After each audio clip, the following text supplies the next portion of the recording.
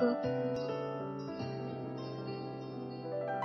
Berhenti di sini, Pak. Itu rumah saya. Tunjukku pada bangunan yang tidak terlalu besar tapi juga tidak kecil-kecil amat. Aku tinggal bersama ibuku. Ayahku sudah meninggal 1 tahun yang lalu. Kale mengerem mobilnya di seberang jalan. Terlihat pria itu mengamati hunianku yang terlihat asri itu. Malum, di halamannya banyak tanaman bunga, dan ibuku yang menanam semuanya. Terima kasih, Pak, sudah mengantarkan saya. Selamat malam. Kubuka seatbeltnya dan membuka pintu. Sama-sama. Besok motor kamu akan diantar ke rumah pagi-pagi sekali. Sekarang sudah dalam perbaikan, Ucap Kale. Wah, Bapak jadi repot ngurusi motor saya. Seharusnya nggak perlu, Pak. Biar saya bawa ke bengkel saja. Jujur, aku tidak enak hati.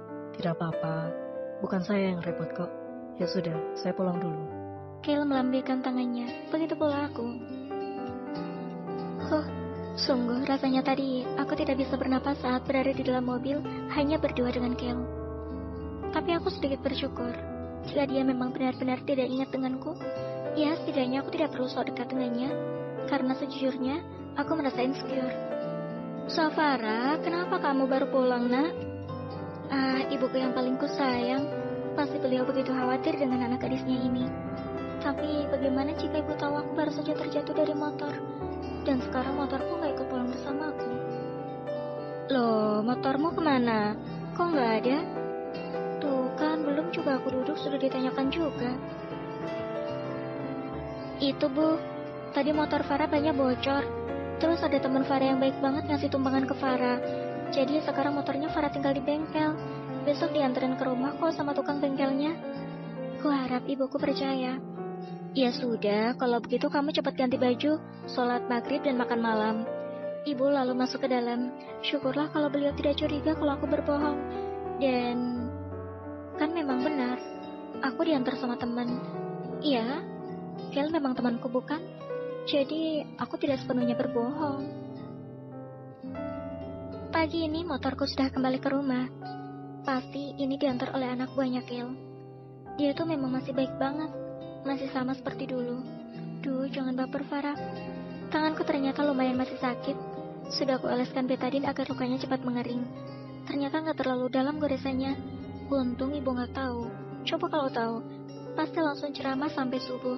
Maklum, aku ini anak satu-satunya. Dulu waktu masih SMA sering manjat pohon mangga punya Jimmy. Sama cowok itu juga kalau manjat. Jimmy ini adalah tetanggaku. Rumahnya besar, dan halamannya ada beberapa pohon mangga. Kita berdua memang bandel banget, gak bisa dibilangin. Dan akhirnya aku gak berani lagi manjat pohon mangga setelah jatuh sampai menyebabkan tangan kiriku retak. Ketika aku masih kelas 3 SMA. Itulah yang membuat ibu jadi khawatir kalau aku berubah jadi tomboy lagi. Tapi gak mungkin lah, sekarang kan aku udah pakai jilbab. Bajunya juga tertutup. Di perusahaan Abraham Group memang memperbolehkan resepsionis memakai jilbab. Jadi aku dan Bayuni sama-sama pakai. Walaupun Bayuni yang menyesuaikan diri. Karena dia sebenarnya gak pakai jilbab kalau di luar kantor. Farah, lo kok bengong terus sih? Dicari balik dia tuh. Bayuni menyenggol lenganku. Maaf balik dia baru bisa fokus nih. Bayuni sih gak kasih aku aqua, minuman yang bisa bikin fokus. Kulihat Bayuni geleng-geleng kepala. Kamu tuh lucu Farah. Aku kesini mau ngajakin kalian makan siang. Tapi harus gantian kan biar ada yang jaga. Ucap Bali dia lembut dengan senyuman yang menawan. Gadis ini memang sempurna kalau menurutku. Tidak hanya cantik dan baik, Bali dia sangat ramah. Meskipun dia adalah general manager di perusahaan ini. Bahkan dia gak mau dipanggil Bu, yang seharusnya jadi panggilannya karena posisinya yang tinggi di perusahaan. Tapi karena aku udah kenal lama sama Bali dia, jadi dia gak mau aku panggil Bu. Sedangkan Bayuni jadi ikutan manggil Mbak. Tapi itu hanya saat kami berdua atau bertiga seperti ini. Kalau gitu sama Farah aja Mbak, biar aku yang jaga tempat. Jawab Mbak Yuni cepat. Bilang aja dia mau lihat Bapak CEO kita sama sekretarisnya keluar kantor. Karena biasanya Kel akan makan siang di luar. Dasar Mbak Yuni. Ya udah Mbak, sama aku aja. Aku kalau sama Mbak Lydia memang beraku kamu. Ya, mau bagaimanapun, dia lebih tinggi dari aku, segala-galanya. Akhirnya kami makan di kantin seperti biasa. Aku mengambil makanan sedikit karena Mbak Lydia sudah bawa bento seperti biasanya. Boleh saya duduk di sini? Tiba-tiba Kale datang ke meja kami dan meminta izin duduk. Kulihat Mbak Lydia sedikit terkejut dengan kehadiran Kale. Begitupun aku. Tidak biasanya CEO kita ini makan di kantin kantor. Silakan Pak, jawabku karena Mbak Lydia tak kunjung menjawab. Entah kenapa aku bisa melihat tatapan Kale ke Mbak Lydia itu berbeda. Tapi kan mereka memang sudah saling kenal. Jadi wajar sih kalau Kale begitu.